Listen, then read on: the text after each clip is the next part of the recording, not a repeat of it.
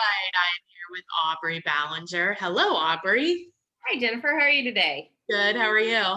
I'm doing wonderful. I'm kind of sleepy listening to it rain. So, It's the best time to sleep.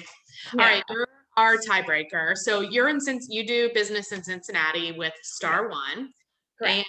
our tiebreaker question is should you represent yourself in a deal? I'm going to say HE to the double L. No. I feel like there's a story, Aubrey. Maybe two slight ones, maybe three. Okay, let's hear them. What happened? Um, so we'll go with the sale of my condo. Okay. Of course, in today's market, sellers want to make as much money as they can. And I am guilty of having that same mindset. I'm like, Mhm. I do this every day for people all day long. Mhm. What's the big issue? You know Right. what I mean? Like, why would this be hard for me to do? Easy breezy, whatever. Let's keep it moving. Right. Um, the first offer, so whenever I put my condo up, pricing it, like I probably underpriced it a little bit. Um, just because I knew my market a lot and I just wanted it quicker. Right. But somebody probably would have been like more objective, I think, Mhm. than me, even though Like I wanted to less make money. emotional. Correct. So, because there's things that I didn't like about my condo. So I took that into factor for pricing as well, where somebody else might not even know that that's An issue. thing. Right. Correct. So what happened with my condo was the first buyer um, got an offer right away at asking price. They did inspections, but then it was just them doing another walkthrough, honestly. But then through the whole deal, I gave her a week extension on the closing. And then during that week, she decided that she was moving back to Australia. Okay. I was like, can you take Ohio is not I Australia. can't argue with Yeah. that. And What do you then think having representation? So you said you think having representation, you probably would have priced it, could have potentially priced it differently, making more maybe a money. little bit more. Yeah. Yeah. And then you just felt like it was like too emotional. Like you weren't being like you realtor, you were being like you seller. Correct. Yes. I mean, there's stories behind it, but yes, getting down to the logistics of everything. It was stressful. It was more stressful than helping somebody else because I wasn't a third party, You're attached. objective, like unbiased opinion Right. attached. Yeah. Yes. You just behaved like every other seller. Correct. And I was annoyed with myself. I hate it when I annoy myself. It's you can't stop. I know, it's like I was in my head too much where, I mean, I called you multiple times. I called our office manager, like, should I do this? And they're like, well, what would you tell a seller? You're like, I don't know. What happened when you were buy? So then you went and bought and represented yourself. So you're hard-headed. That's what I heard. Correct. A little bit. Yeah. So Well, what happened? so my thought in representing myself on the buy side was obviously, once again, in this market, I needed to have as much negotiating power as I could. Mm-hmm.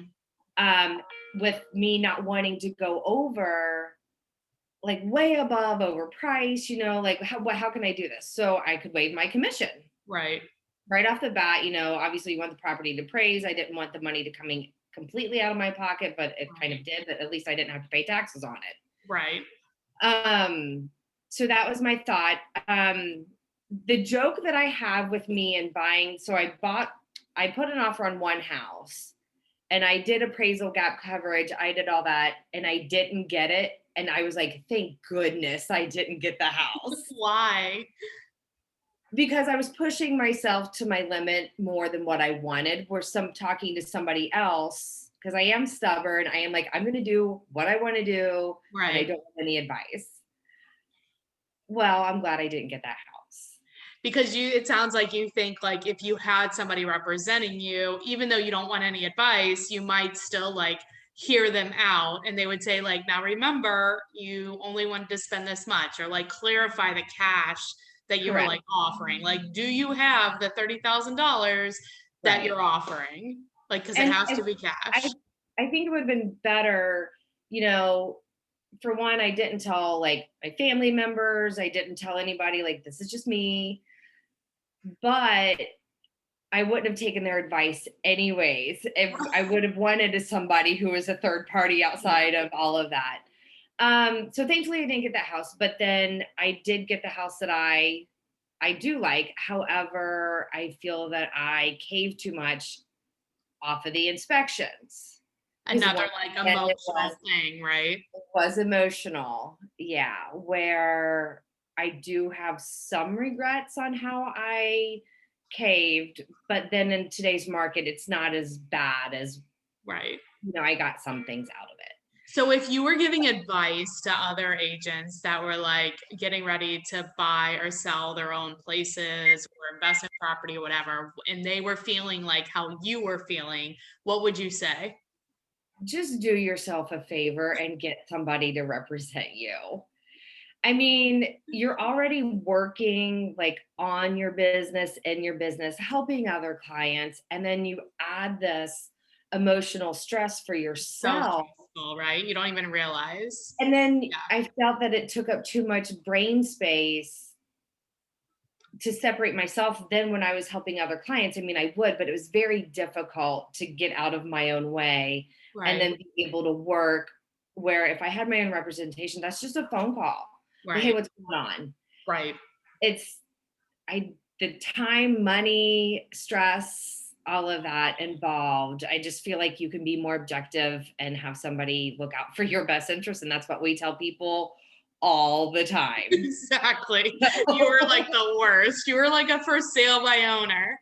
Correct. That's awesome. Well, if people do have referrals for their clients for you in Cincinnati, what's the best way to get a hold of you? Just give me a call or text. It's 513-904-8526, or you can go to my website at buyselllivecincy.com. Perfect. Thanks for being a tiebreaker, Aubrey. All right, thanks. Bye. Bye.